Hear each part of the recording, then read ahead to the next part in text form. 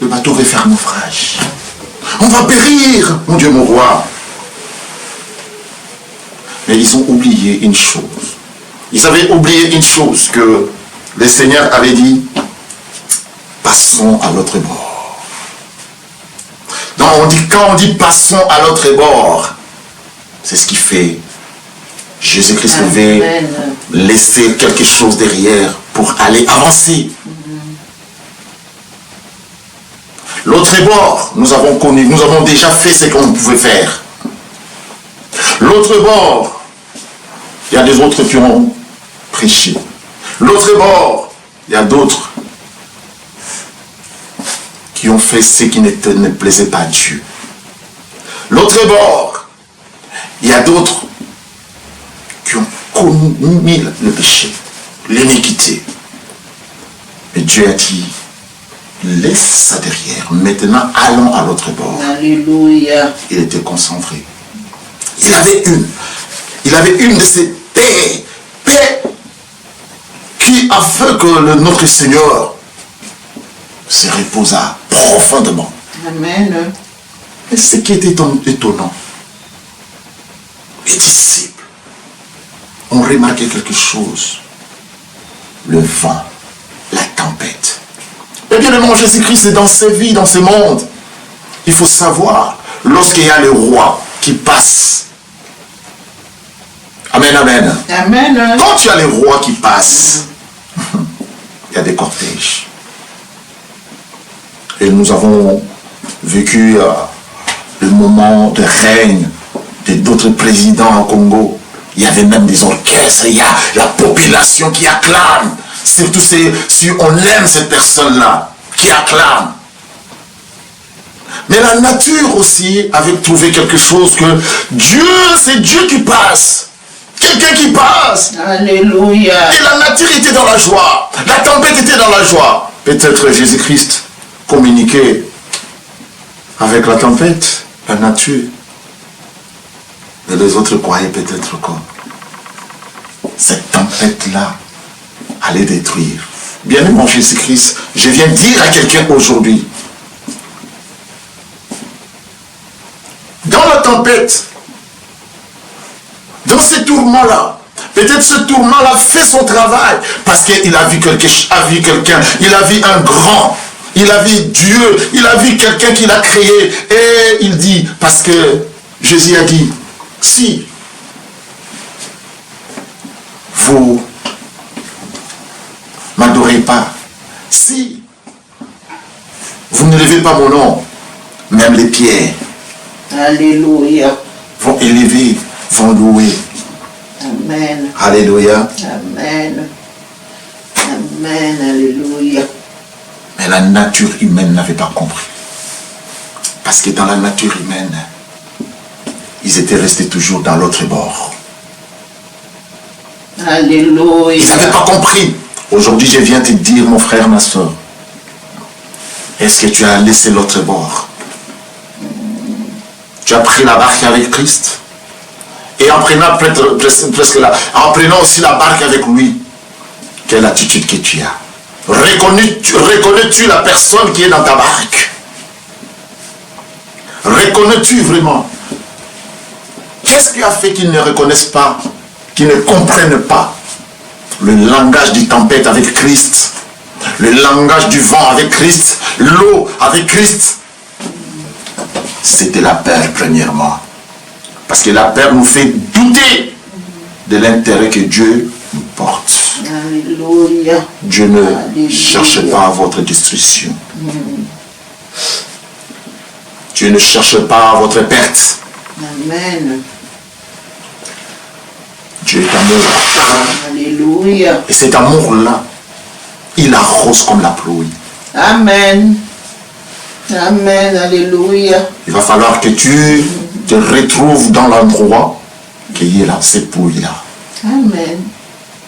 Si tu fuis cette pluie, la pluie va continuer à pleuvoir. Tu peux fuir la pluie parce que peut-être tu veux pas être trempé.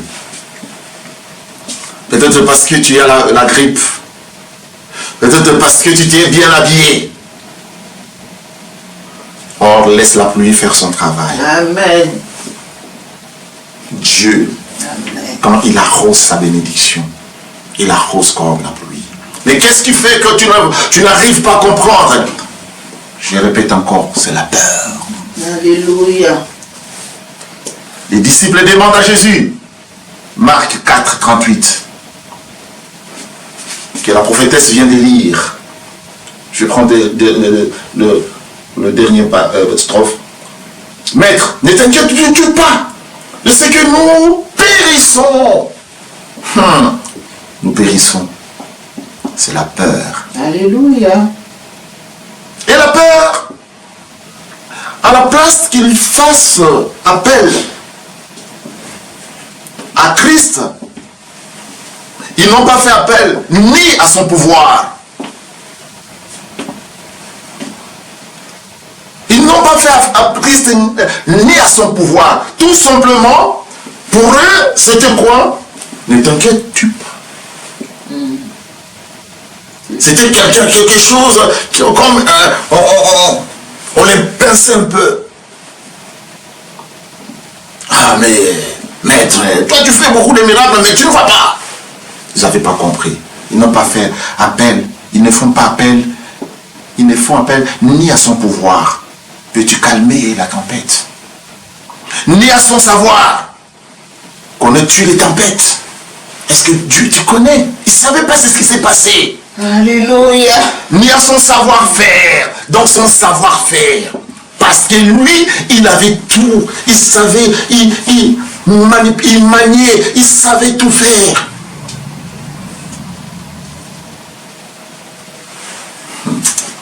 Quelqu'un peut applaudir notre Seigneur. Alléluia. Non, pour eux, non. Ils ne font pas appel à tout cela. Ils émettent tout simplement les doutes sur ses motivations. Ils émettent des doutes sur ses motivations. À ces moments-là, la motivation de Christ était quoi? Dormir. Dodo. Paisiblement. Mais ils n'ont pas fait comment on appelle à son savoir. Dans ce sommeil-là, qu'est-ce qui se passe? C'est lui-là qui a multiplié le pain. Et on a mangé. Et il y a eu excédent. Alléluia. Amen. Non. Aujourd'hui, je viens parler aussi à quelqu'un. À la place que tu appelles Christ, tu fais appel à son pouvoir. Tu fais appel à son savoir. Tu fais appel à son savoir-faire. Non, tu ne fais pas appel à cela. Il y en a beaucoup qui critiquent Christ. Et surtout aujourd'hui, comme tout se passe dans des réseaux, dans les internets, ils ne cherchent que à piocher. Il fallait prêcher comme ça, il fallait aller dans ce sens. La vraie prédication, c'est la relation totale avec Christ. C'est maintenant que le Seigneur te demande. Parce que tu as l'impression, comme l'impression qu'il dort. Mais il est avec toi. Alléluia. Tu n'émettes que des doutes. On va s'en sortir. Ah, notre futur. Ah, ce qui va se passer. Ah, prier, prier. Toujours prier. On nous demande à prier. On nous demande à faire ceci. Mais. Alléluia. Tu ne te soucies plus. Tu peux allumer s'il te plaît. Si vous la laissez faire, la peur va saper votre confiance en l'amour de Dieu. Si vous laissez la peur prendre place, si vous la laissez faire, si vous la laissez prendre l'autorité, le pouvoir, la peur va saper votre confiance en l'amour de Dieu. Amen. Vous allez oublier même l'amour de Dieu. Amen. Vous n'allez pas comprendre l'amour de Dieu. Il ne fait que dormir. Mais on va périr maintenant. Il ne se soucie même pas de nous. Voilà maintenant la tempête. Et qui a créé la tempête? Qui a créé l'eau? Dieu. La Bible déclare, il sépara l'eau et la mer. Amen. Avant que le monde soit, la parole y était. La parole s'est faite chair. Quand la parole s'est faite chair, on n'a pas compris que c'était la parole. Je viens de te dire aujourd'hui, toi mon frère, toi ma soeur, à la maison, partout où vous êtes, comprenez que la parole s'est faite chair. Entre guillemets. Avant que Moïse naisse, il s'est passé qu'une chose. Avant que Moïse naisse, il s'est passé quelque chose. Qu'est-ce que Pharaon avait fait? Pharaon avait détruit. Alléluia. Amen. Pharaon a tué tous les enfants. Les enfants de qui? Les enfants des Israéliens. Avant que Jésus-Christ naisse, venez écouter la parole, tout cela, ça peut venir après. Avant que Jésus-Christ naisse,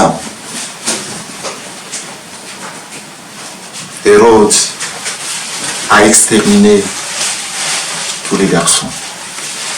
Et aujourd'hui, on voit quelque chose qui se passe dans ce monde. Avant que les enfants d'Israël sortent, et ils pleurent. Aujourd'hui, on craint d'être épargné. Parce qu'il y a des pleurs partout. Avant, les gens disaient, ces fléaux ne touchent pas les noirs. Permettez-moi de le dire. Mais aujourd'hui, les fléaux plutôt touchent tout le monde. Alléluia. Bien-aimé Jésus-Christ. Pourquoi j'ai dit entre guillemets? Parce que le moment est venu. Le Dieu qu'on considérait, qu'on croyait qu'il était mort, il y a sa naissance maintenant. Et il y a perte humaine. Beaucoup vont partir. Parce que c'est le langage que l'humain, le monde comprenne. C'est ce langage-là que le monde comprend à chaque fois quand on lui dit « Suivons le Seigneur ». C'est difficile à suivre le Seigneur. Mais, quand le Seigneur t'appelle, bien mon Jésus-Christ, quand tu disposes ton cœur, et tu comprends son amour, tu rentres dans son amour, et voilà à ces moments-là, bien aimé Jésus-Christ, qu'est-ce qui va s'arriver? La confiance, et que tu sauras combien Dieu te porte dans son cœur. Si vous la laissez faire, la peur va saper votre confiance en l'amour de Dieu. Et vous ferez oublier sa fidélité. Beaucoup oublient la fidélité de Christ.